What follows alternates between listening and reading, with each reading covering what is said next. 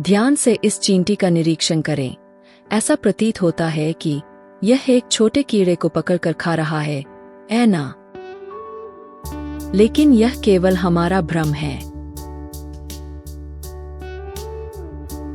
उस कीड़े को पकड़ने का एक अलग कारण है। अब आइए जानें कि उस छोटे कीड़े को क्यों पकड़ा गया।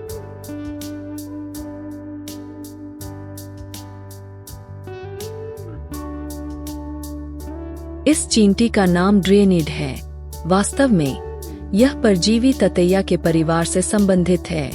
ये ड्राइनिड्स ऐसे कीड़े हैं जो किसान को फायदा पहुंचाते हैं। आइए विवरण में चलते हैं। वे किसानों को ब्राउन प्लांट हॉपर के प्रबंधन में मदद करते हैं, जो धान की फसलों को काफी नुकसान पहुंचाता है। ब्राउन प्लांट हॉपर पूर्वी और दक्षिण पूर्व एशिया में चावल के महत्वपूर्ण कीटों में से एक है। 1980 के दशक से चावल उगाने वाले एशियाई देशों में रासायनिक कीटनाशकों के उपयोग से कई प्राकृतिक शिकारियों की गिरावट आई है। नतीजतन चावल को नुकसान पहुंचाने वाले कीड़ों की संख्या में वृद्धि हुई है।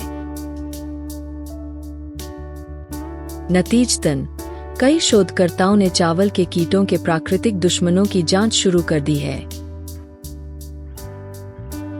उनके प्रयास में गोनटोपस फ्लेविफेमर को ब्राउन प्लांट हॉपर के एक सामान्य प्राकृतिक दुश्मन के रूप में पहचाना गया है। लेकिन हम कैसे विश्वास कर सकते हैं कि यह राइस ब्राउन प्लांट हॉपर का प्राकृतिक दुश्मन है? इसके जीवन चक्र को ध्यान में रखते हुए किसी को विश्वास करना चाहिए कि यह सच है। और आइए बिना देरी के ड्राइनिड्स के जीवन चक्र को देखें। इसका वैज्ञानिक नाम गोनाटोपस फ्लेविफेमर है। गोनाटोपस वयस्क ततैया 1 से 5 मिलीमीटर लंबी होती है। नर ततैया के पंख होते हैं। मादा ततैया के पंख नहीं होते हैं और वे काम करने वाली चींटियों से मिलती जुलती होती है। मादा ततैया में एक ओविपोसिटर होता है जो अंडे दे सकता है। ओविपोसिटर वापस लेने योग्य है और वापस लेने पर प्रकट नहीं होता है।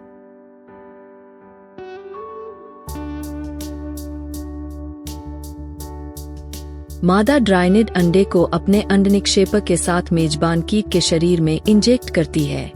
अंडे देते समय कीट को स्थिर रखने के लिए मादा ततैया के सामने के पैरों को संशोधित किया गया था।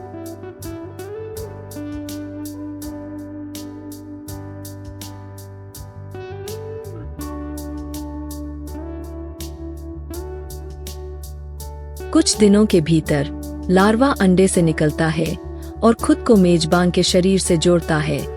लार्वा मेजबान के अंदरूनी हिस्सों पर खिलाकर बढ़ता है। जैसे जैसे यह बड़ा होता जाता है, यह शरीर से बाहर निकलने लगता है। यह सुरक्षा के लिए अपने शरीर के चारों ओर एक कठोर बैग विकसित करता है, जिसे थैलासियम कहा जाता है।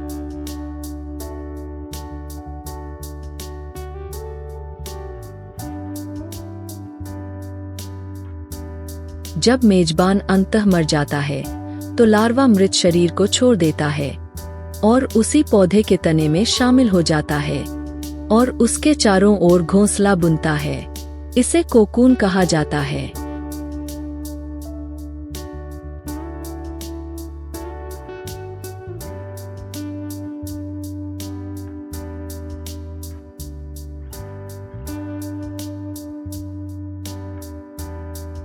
BPH मृत शरीर। डिम्भक, कृमिकुश, कुछ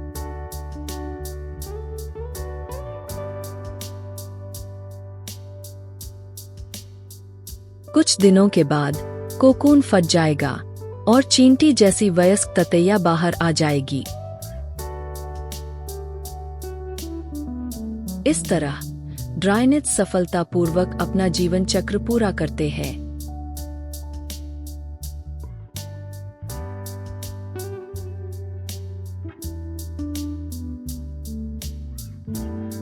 इस प्रक्रिया में ब्राउन प्लांट हॉपर पोप्युलेस हंस को कुछ हद तक ड्राइनेट्स द्वारा नियंत्रित किया जाता है।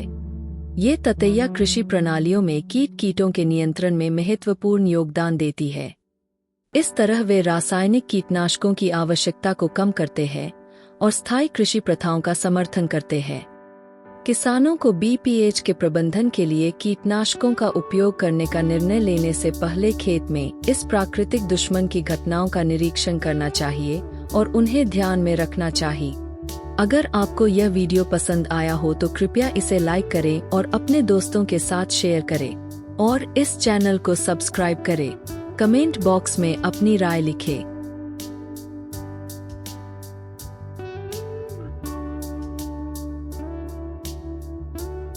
My heartfelt gratitude to Dr. Ayush C. Pasalu for encouraging me to take numerous photos of rice insect pests for the creation of technical bulletins and videos.